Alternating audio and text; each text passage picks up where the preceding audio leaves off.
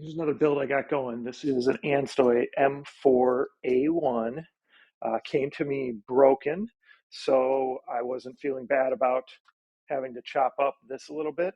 Um, Again, a lot of these kits that I'm modifying are intended for airsoft blasters. They have very similar dimensions, but not always the same dimensions.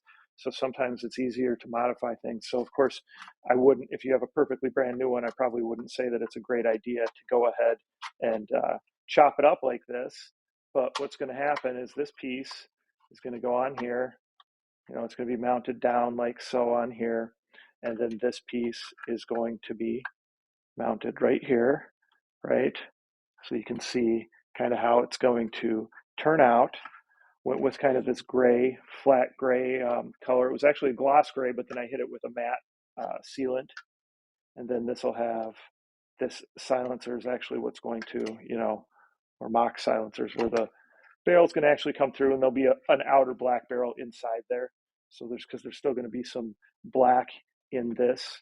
You're going to see like a black handle, and the stock is going to remain black as well. And so will like the charging handle, that kind of thing. I think I'll also add in an auxiliary port for an external battery too, so that there's an option to have some sort of rail mounted battery if, down the road that's something that I want.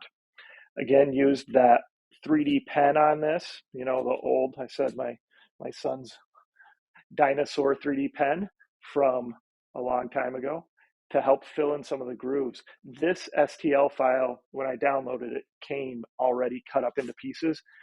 I would have cut it differently. That's one thing I feel like I can do is chopping up STL files so they fit on my printer bed. But I made do with what they had. The other thing that works good is using like a plastic wood filler like this if you need to fill seams or fill holes or anything on these blasters, both on the 3D print part and the regular part if you really need to.